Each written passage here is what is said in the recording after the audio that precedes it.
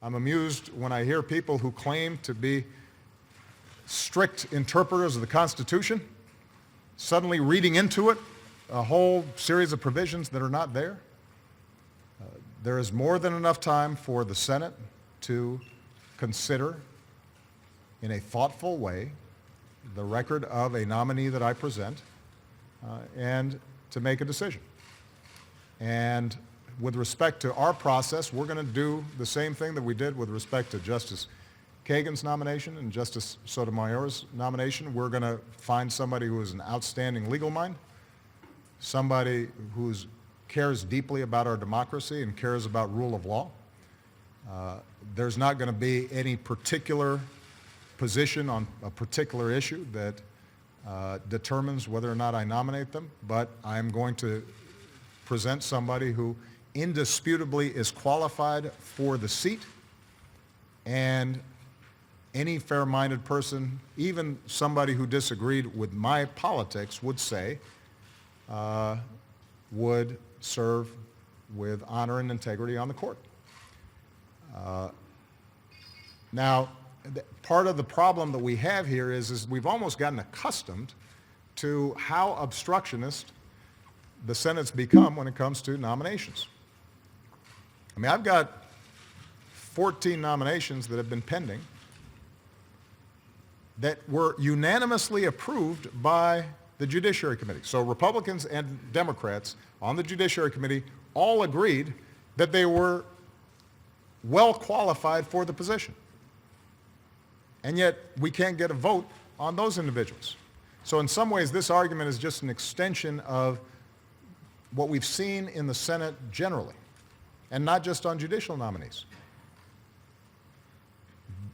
The basic function of government requires that the President of the United States, in his or her duties, has a team of people, cabinet secretaries, assistant secretaries, that can carry out the basic functions of government.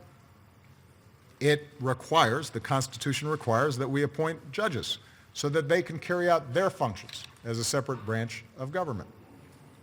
And the fact that we've almost grown accustomed to a situation that is almost unprecedented, where every nomination is contested. Everything is blocked, regardless of how qualified the person is, even when there's no ideological objection to them. Certainly where there are no disqualifying actions by the nominee that have surfaced. The fact that it's that hard that we're even discussing this is, I think, a measure of how, unfortunately, the venom and rancor in Washington has prevented us from getting basic work done. Now, this would be a good moment for us to rise above that. I understand the stakes. I understand the pressure that Republican senators are undoubtedly under. I mean, the fact of the matter is that what the issue here is that the court is now divided on many issues. This would be a deciding vote, and there are a lot of Republican senators who are going to be under a lot of pressure from various special interests and various constituencies and many of their voters to not let any nominee go through, no matter who I nominate. But that's not how the system's supposed to work. That's not how our democracy is supposed to work.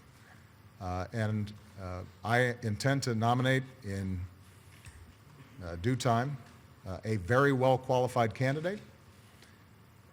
If we are following basic precedent, then that nominee will be presented before the committees, the vote will be taken, and ultimately they'll be confirmed. Justice Kennedy, when he was nominated by Ronald Reagan, in Ronald Reagan's last year in office, a vote was taken, and there were a whole lot of Democrats who I'm sure did not agree with Justice Kennedy on his position on a variety of issues. But they did the right thing. They confirmed him.